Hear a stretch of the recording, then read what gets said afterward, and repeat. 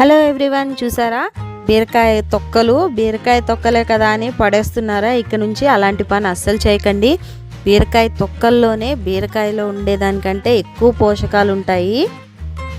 ఈ బీరకాయ తొక్కల్లో iron, magnesium, vitamin C ఇవన్నీ చాలా మెండుగా ఉంటాయి. ఐరన్, మ్యాంగనీస్ లాంటి మినరల్స్ అన్నీ పుష్కలంగా ఈ బీరకాయ తొక్కల్లో ఉంటాయి అన్నమాట. ఇది మంచి ఇన్ఫ్లమేటరీ బీటా కెరటిన్ లక్షణాలు కలిగి ఉంటుంది కాబట్టి కంటి ఆరోగ్యానికి చాలా మంచిదన్నమాట. అలాగే దీనిలో డైటర్ ఫైబర్ చాలా మెండుగా ఉంటుంది. సో జీర్ణక్రియకు కూడా ఇది చాలా మంచి చేస్తుంది. అంతేకాదు ఐరన్ కంటెంట్ చాలా ఎక్కువగా ఉంటుంది కాబట్టి ఐరన్ లోపం వల్ల వచ్చే రక్తహీనత లాంటివి అస్సలు మీ దరికి చేరవు. ఇది డయాబెటిక్ పేషెంట్స్కి కూడా చాలా మంచిది. అలాగే మీ స్కిన్ ఆరోగ్యాన్ని కూడా చాలా బాగా కాపాడుతుంది. సో ఇప్పటి నుంచి ఇది ఎక్కువగా మీ వంటల్లో వాడుకోవడానికి ప్రయత్నించండి, అస్సలు పడేయకండి. చూడండి, ఆరోగ్యపరంగా ఎన్నో లాభాలు ఉన్న బీరకాయ తొక్కల పచ్చడి రెడీ అయిపోయింది.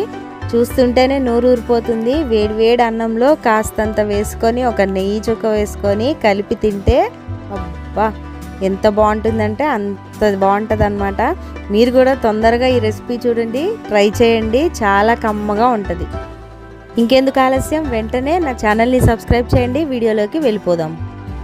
చూడండి, బీరకాయ తొక్కలన్నిటినీ చక్కగా ఒకసారి నీళ్ళల్లో వేసి శుభ్రం చేసుకుంటున్నాను అనమాట.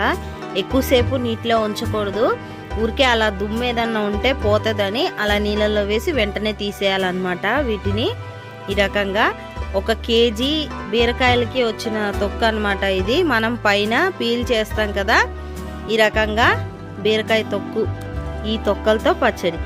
బీరకాయ తొక్కే కదా తొక్కలే అనేసి పడేసే వాళ్ళకి దీనిలో ఉన్న ఆరోగ్యకరమైన విషయాలన్నీ తెలియచేయండి, మీరు షేర్ చేయండి. ఇంకెందుకు ఆలస్యం, మంచిగా ఈ బీరకాయ తొక్కుతో మంచి రోటి పచ్చడి చేసుకొని తిందాము. అన్నంలో తింటే చాలా కమ్మగా ఉంటుంది.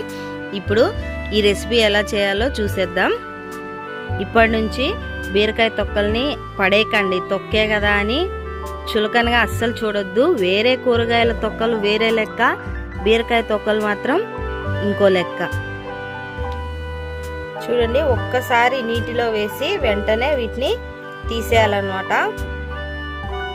ఏదన్నా కొంచెం దుమ్ము అది ఉంటే పోతుందని అంతే. చక్కగా ప్లేట్లోకి తీసేసుకుంటున్నాను ఈ బీరకాయ తొక్కలన్నిటిని.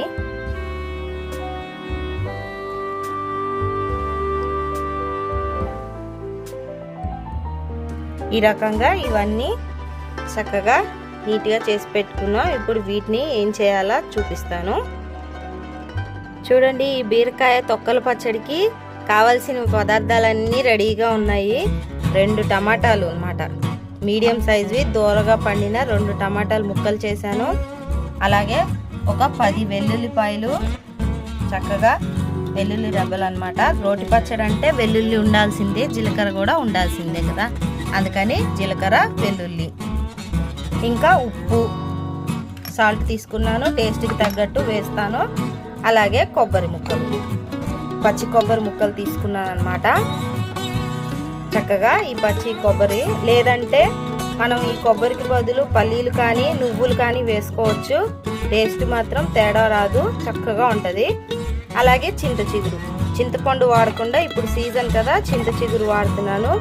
వీటన్నిటికీ సరిపడా కారం ఉండాలి కాబట్టి ఒక పెద్ద కప్పు నిండా ఎండుమిరపకాయలు తీసుకున్నాను అనమాట. ఎండుమిరపకాయలు ఎక్కువ తీసుకుంటున్నా, ఇవన్నీ కారం బ్యాలెన్స్ అవ్వాలి కదా బీరకాయ తొక్కలతో పాటు, అందుకోసం అనమాట. ఇవి ఇప్పుడు ప్రాసెస్ ఏంటో చూద్దాము. వీటితో పాటు వీటిని తాలింపు వేయడానికి నూనె కావాలి. చూడండి, ముందు బాండీ పెట్టేసుకొని స్టవ్ ఆన్ చేసుకుందాం. ఇప్పుడు ఇది పూర్తిగా వేడెక్కాలన్నమాట. వేడెక్కిన తర్వాత ఆయిల్ వేసుకుందాం. వేడెక్కింది, ఇప్పుడు ఆయిల్ తీసుకుందాం.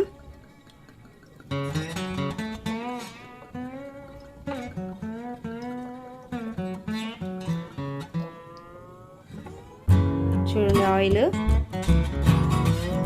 మన బీరకాయ పొట్టు అంతా ఇందులో వేగాలి, బీరకాయ తొక్క అంతా, అందుకోసం ఇంత ఆయిల్ తీసుకున్నాను అనమాట.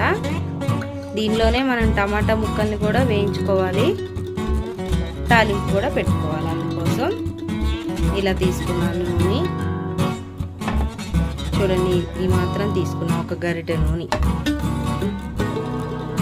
నూనె వేడెక్కిన తర్వాత 1 స్పూను శనగపప్పు, మినపప్పు వేసుకున్నాను. చక్కగా దూరగా వేయించుకోవాలి. వీటిని కమ్మని వాసన వస్తుంది, చక్కగా ఉంటుంది అన్నమాట. పచ్చడిలో నూరుకుంటే కొద్దిగా 1 స్పూనే, అంతకు మించి ఎక్కువ వేయలేదు, కొంచెమే వేసుకున్నాను. చూడండి,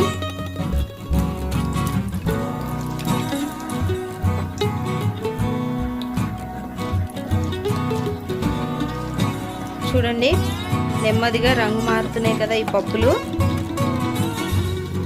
లైట్గా బంగారం రంగు వస్తున్నాయి. ఇప్పుడు దీనిలో కాస్తంత జీలకర్ర వేసుకోవాలి. 1 స్పూను జీలకర్ర వేసుకొని, వెంటనే మాడిపోతుంది జీలకర్ర, వెంటనే ఎండుమిర్చి వేసేసుకోవాలి. ఎండుమిరపకాయలు వేసుకొని చక్కగా మంచి రంగు వచ్చి అన్నీ ఈవెన్గా ఏగేటట్టు తిప్పుకోవాలన్నమాట. మీడియం నుంచి లో ఫ్లేమ్ పెట్టుకోవాలి. చూడండి, ఎండుమిరపకాయలు కూడా చక్కగా రంగు మారిపోయాయి, ఏగిపోయాయి. ఇప్పుడు దీనిలో మనం బీరకాయ తొక్కలు వేసుకోవాలి.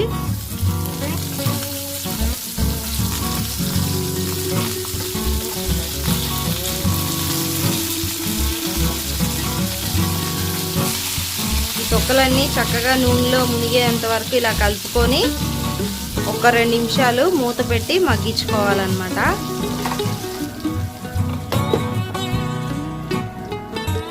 ఇలా 2 నిమిషాల పాటు చక్కగా మగ్గించుకుంటే బీరకాయ మెత్తపడుద్ది అన్నమాట. బీరకాయ తొక్కలన్నీ బిరుసుగా ఉంటాయి కదా, కొంచెం మెత్తపడతాయి.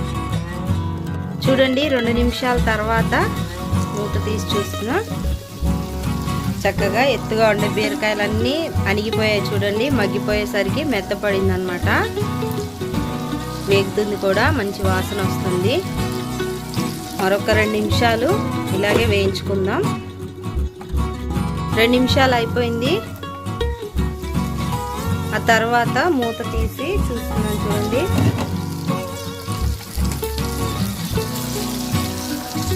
వేగిపోయాయి చక్కగా ఈ బీరకాయ ముక్కలు.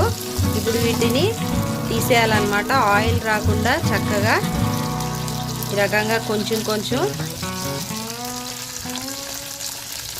ఇలా తీసి ఒక బౌల్లో వేసుకుంటున్నాను. చూడండి, ఆయిల్ అంతా దీనిలోనే ఉండిపోవాలి.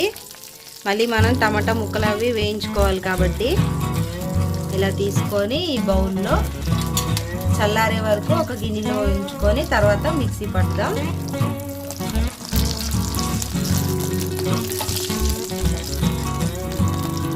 ఈ రకంగా పూర్తిగా తీసేసిన తర్వాత చల్లార్చుకోవాలి. ఈలోపు మనం టమాటాలు వేయించుకుందాం. ఈ తాలింపులో ఉంది కదా నూనె, అదే నూనెలో ఈ టమాటా ముక్కలు, 2 టమాటాలు ముక్కలు కట్ చేసి పెట్టుకున్నాను అన్నమాట. ఇవన్నీ ఈ ముక్కలన్నీ మెత్తపడిపోయి చక్కగా వేగిపోవాలి, టమాటా వాసన అంతా పోయే వరకు. ఈ చట్నీ గట్టిగా ఉంటుంది కాబట్టి మనకి మెత్తగా గుజ్జుగా రావడం కోసం ఈ టమాటా అన్నమాట. కాసేపు మూత పెట్టేస్తే త్వరగా ఉడికిపోతాయి. చూడండి, 2 నిమిషాల తర్వాత చక్కగా మూత తీసి చూసేసరికి చక్కగా మెత్తగా అయిపోయాయి టమాటాలన్నీ. ఈ మాత్రం వేగితే చాలు.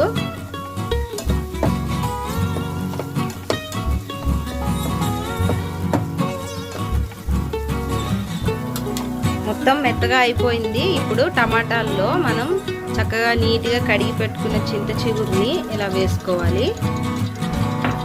వేసుకొని 1 నిమిషం కలిపేసి స్టవ్ ఆఫ్ చేసేద్దాం. ఇది ఏగాల్సిన పని లేదు. చింత చిగురు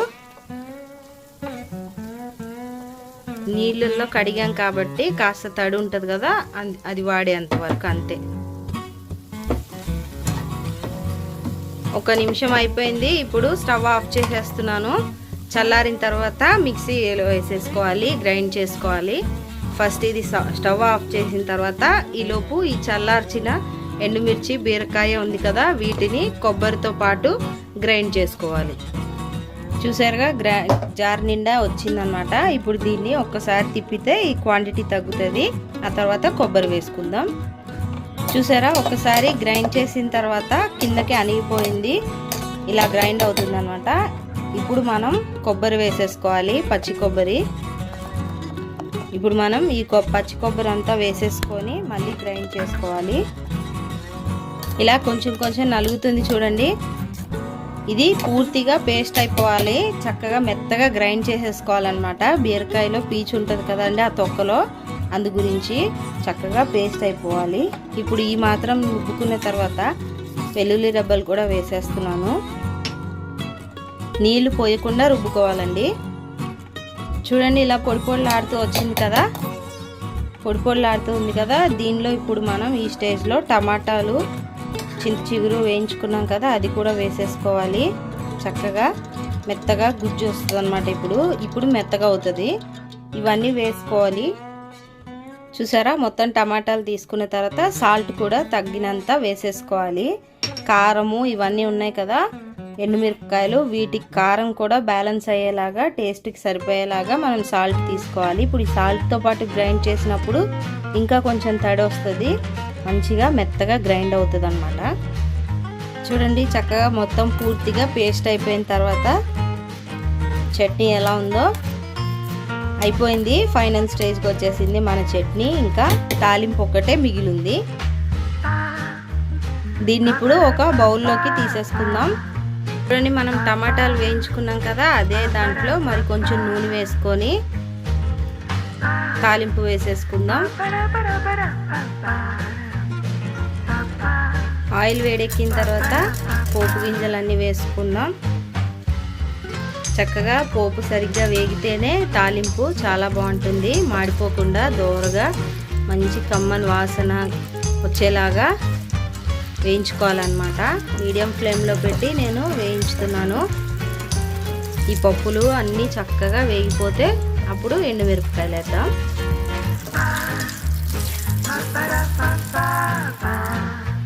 చక్కగా మంచి రంగు వచ్చేసే పప్పులు ఇప్పుడు చక్కగా ఇరిపి పెట్టుకోవాలి. ఎండుమిర్చి చక్కగా చిన్న చిన్న ముక్కలు గింజలు బయటకు వచ్చేలా ఇరిపి పెట్టుకొని తర్వాత ఈ జీలకర్ర కూడా వేసేసుకుందాం. ఒక్కసారి తిప్పేద్దాం. పోపు నీట్గా వేగిపోతుంది, ఎండుమిర్చి కూడా. ఇప్పుడు కరివేపాకు,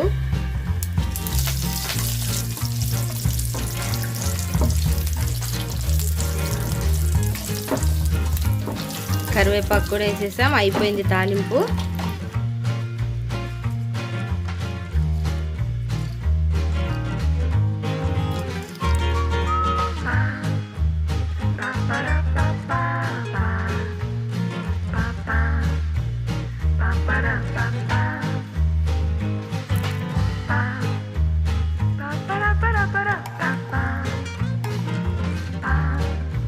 చూడండి, రెడీ అయిపోయింది బీరకాయ తొక్కు పచ్చడి. కమ్మగా నెయ్యి వేసుకొని అన్నంలో ఒక్కొక్క ముద్ద తింటుంటే చాలా రుచిగా ఉంటుంది. చింత చిగురు పులుపు ఈ రోటి పచ్చడిని మీరు కూడా తప్పకుండా ట్రై చేయండి, అస్సలు మిస్ అవ్వద్దు.